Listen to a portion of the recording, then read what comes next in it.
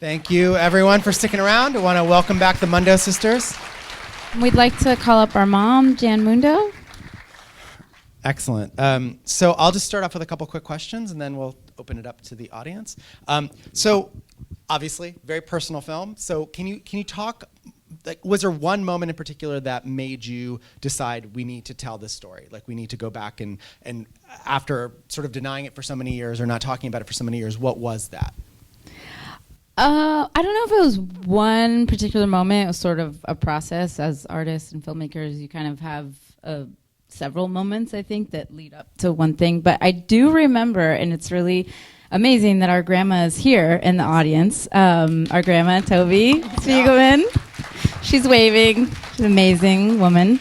I do remember one of the holidays that we all went and visited her, and she had actually, when she visited the farm, she had recorded on tape, like regular tape deck. She recorded us as kids. She visited one of the households that we lived in, and she did like small little interviews with some of the farm members, and I remember us listening to that, amazed. I think that was some of the first archives that we had actually dug up, and it's amazing because she was documenting it herself. So that was one of the moments. Yeah, she's the first documentarian right. in the family. Well, and speaking of the archives, there's some amazing footage, and you talk a little bit about sort of gathering that, where you got it from, how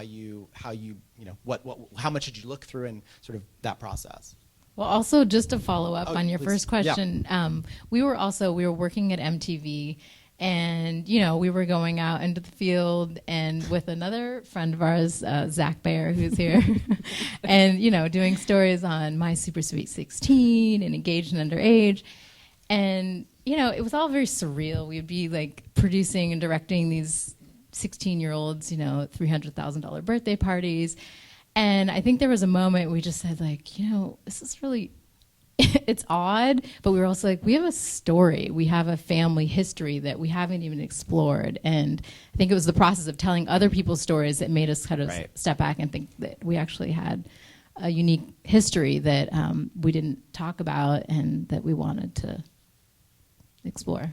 Yeah, and the archive, this film was a huge research project for us. We spent, before we even kind of started telling the current day story, we spent a lot of time researching the archives, and we got archives from everywhere, from CBS, NBC, BBC. There's so many news stories on the farm, and it was really cool for us to learn about our past through looking at these archives, because we were kids when we lived on the farm, and so it was a huge learning experience. But I mean, there were so many news stories, and we used just a fraction of it in our film. We were in love with that stuff, actually.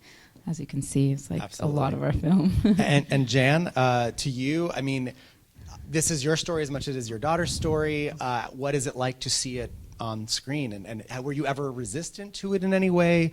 Or were you always supportive about them making this about all of you? I was always supportive of them making the film. It was much more intense than I had anticipated seeing myself. First, I got to see it just at home. Sure. And just seeing the whole story, and the story of my divorce and the story of my marriage on screen, and anticipating, right. And I didn't see it until it was finished. We kept it from her for a while. And then they even said, "Mom, don't you just want to wait till it's in the theater?" I'm like, no. I think I want to see what everybody's going to see first. But I mean, they went through a number of iterations of having different characters as the main character, and I always felt like, well, you're making the movie, and I have something to say, So I, in the end, was glad. And also, one of the things that's been interesting at the different screenings, at the different festivals, afterward, people have written to them and kind of in care, to get to me, right. And said, well, the story of your, kind of marriage and divorce, that was my story, and the story of your doing those things. Or some people said, well, I really wanted to do that, but I didn't, as far as joining a commune.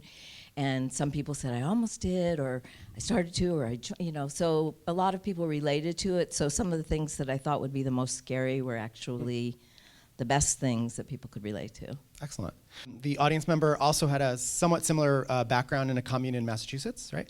And wonders what the response has been from other people like yourselves who grew up in this somewhat unique, but not completely unique situation amongst other people that grew up on communes.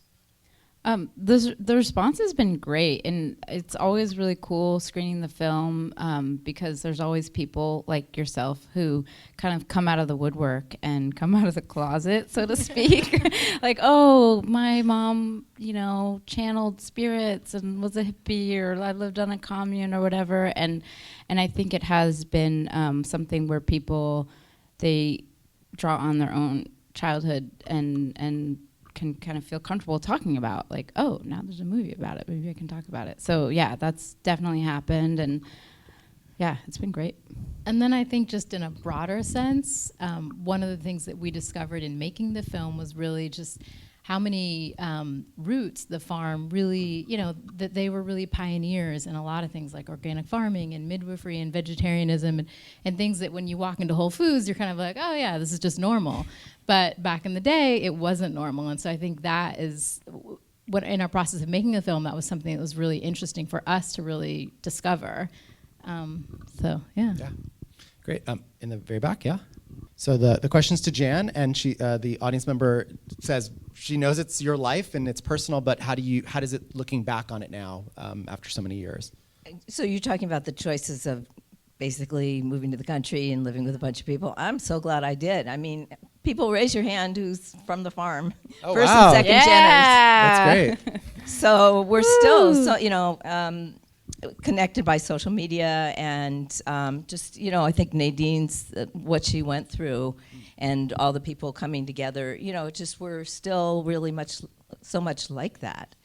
And also, I think the social skills of learning how to survive and live on the land, well, that's not a social skill, but just the skills of learning to do that, but the social skills of living in community and living in households where you share and you're trying to figure out the logistics of how do I treat other kids as fairly as my own, or treat everyone, fairly and equally, and just all the things that we had to go through, and also the state the society's in now, like learning how to live with less. We learned how to do that.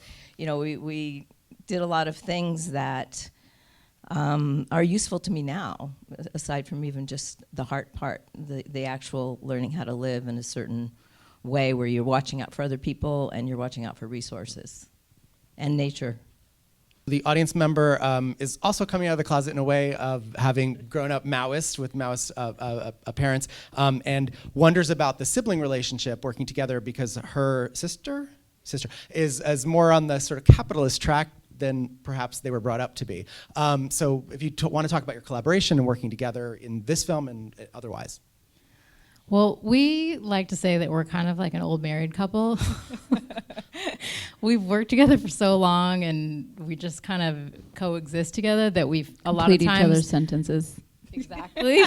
Like, sometimes I'm just like, can I just get a sentence out without even? But it's a really amazing partnership and collaboration because we have worked together for so long, and we really have honed that partnership. And we, she is more when it comes to actually the filmmaking process. Like, we both direct, but I'm more the writer. She's more the editor. We both produce, and so it's really, it's been amazing actually. And we know each other so well that it's scary, but it's.